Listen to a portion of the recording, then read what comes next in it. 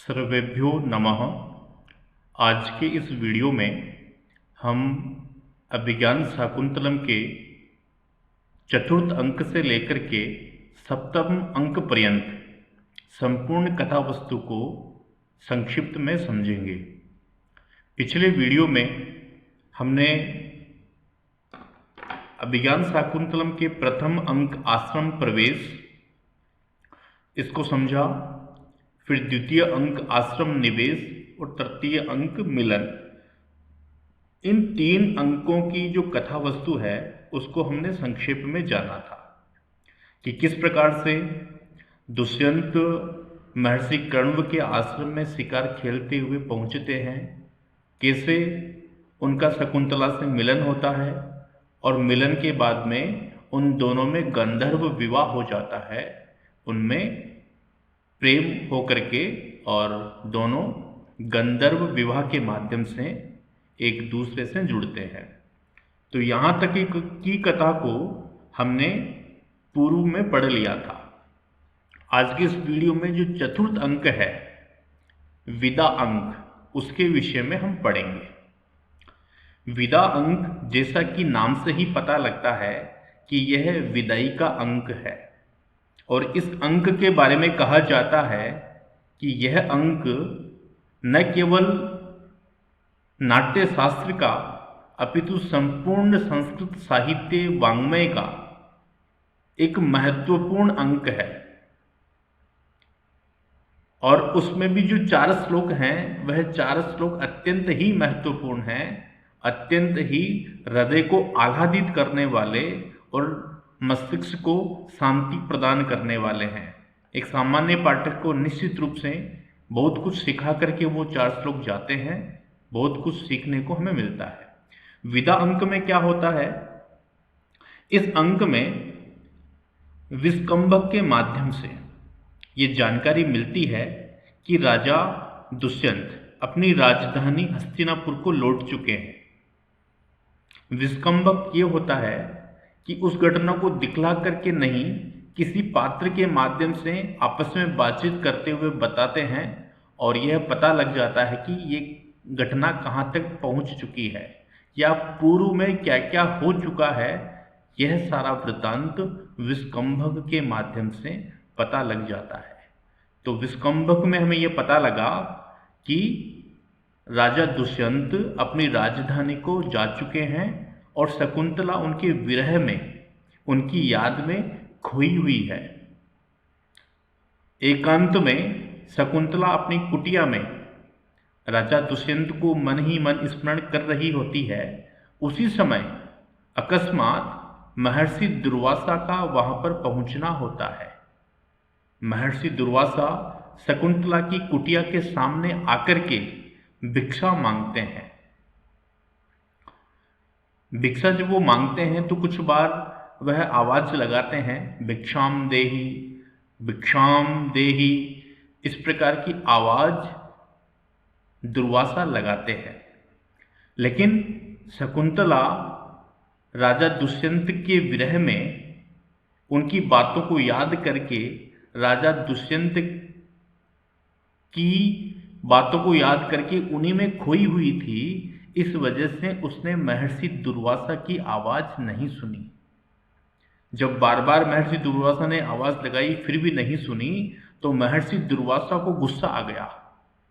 साहित्य में ऋषि दुर्वासा गुस्से के लिए जाने जाते हैं और ऋषि को जब गुस्सा आता है तो निसंदेह वह कोई न कोई अनहोना या अप्रिय शाप दे देते हैं। तो महर्षि दुर्वासा शकुंतला को शाप देते हैं कि तुम जिसकी याद में खोई हुई हो, तुम उसको तो याद रखोगी लेकिन वह व्यक्ति तुम्हें भूल जाएगा। ऐसा कहके वो शाप दे देते हैं शकुंतला को। शकुंतला को अभी भी नहीं पता कि महर्षि दुर्वासा ने उसको क्या शाप दिया है। इतने में ही शकुंतला की सखी प्रियंवदा वहां पे पहुंचती है और प्रियंवदा ये सारा वृत्तांत सुन लेती है। प्रियंवदा महर्षि दुर्वासा से निवेदन करती है कि हे ऋषि, आप तो परम ज्ञानी हैं, इस बालिका का जीवन नष्ट हो जाएगा यदि इसको उसके पति ने स्मरण नहीं रखा तो। इसलिए मेरा आपसे निवेदन है कि आप शकुंतला को दिए हुए साप को वापस ले लीजिए। बार बार अनुनय विनय करने के पश्चात महर्षि दुर्वासा केवल ये कहते हैं कि मैं अपने साप को तो वापस नहीं ले सकता, लेकिन हाँ, इसके प्रभाव को मैं अवश्य कम कर सकता हूं। और कहते हैं यदि उस व्यक्ति के द्वारा दिया गया कुछ उपहार एज ए गिफ्ट, उस व्यक्ति के द्वारा दिया गया कुछ उपहार यदि इसके पास में हो और यदि ये उस उपहार को, उस वस्तु को वह उस व्यक्ति को दिखलाएगी तो निसंदेह वह व्यक्ति इसको स्मरण कर लेगा। तो प्रियंवदा ये जानकर के खुश हो जाती है कि राजा ने एक बार शकुंतला को अंगूठी दी थी। यदि राजा नहीं पहचानते हैं इस साप की वजह से, तो उस अंगूठी को यदि शकुंतला राजा को दिखलाएगी तो निसंदेह राजा शकुंतला को पहचान लेंगे और स्वीकार करेंगे।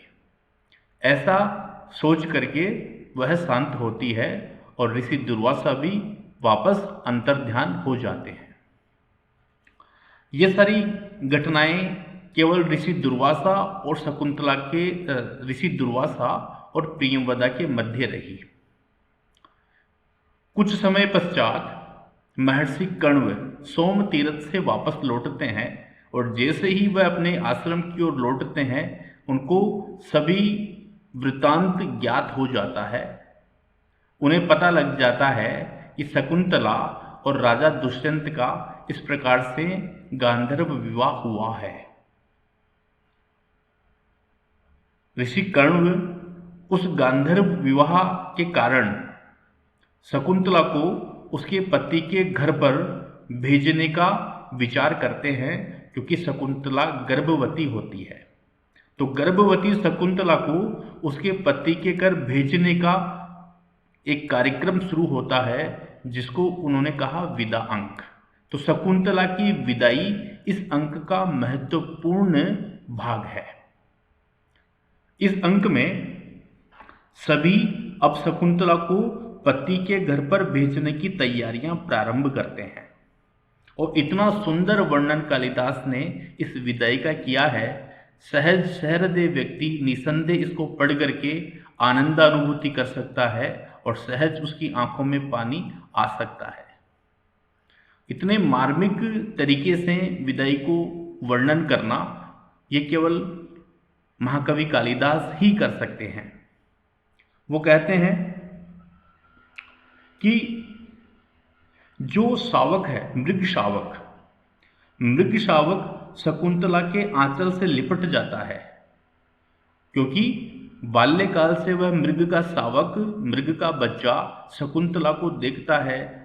शकुंतला उससे बड़ा स्नेह रखती है, उसको खाना खिलाती है, कभी लग जाता है तो उसके घाव को ठीक करती है, दवाई लगाती है, इत्यादि बहुत सारे उपक्रम उसके लिए शकुंतला करती है। तो वह शावक विदाई के समय उससे लिपट जाता है।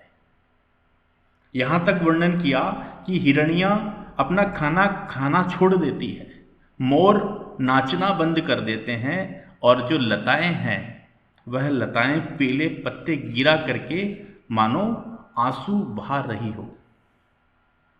और किस प्रकार का आचरण एक पुत्री को ससुराल में करना चाहिए, वो सारे आचरण 4 श्लोकों के माध्यम से महर्षि कण्व बताते हैं, जिनको हमने कहा काव्यसु नाटकम रम्यम तत्र रम्या शकुंतला तत्रापि चतुर्थो अंकः तत्र श्लोक चतुष्टयम। तो श्लोक चतुष्टयम वो 4 श्लोक कौन से हैं जिसको इस अभिज्ञान शाकुंतलम के सबसे महत्वपूर्ण श्लोकों में गिना जाता है। तो उनमें प्रथम श्लोक है यास्य तेद्य शकुंतलेति। एक लाइन में बोल के बताता हूं, ये शार्दूल विक्रीडितम छंद में है। यास्य तेद्य शकुंतलेति हृदयम् संस्पृष्टमुत्कण्ठया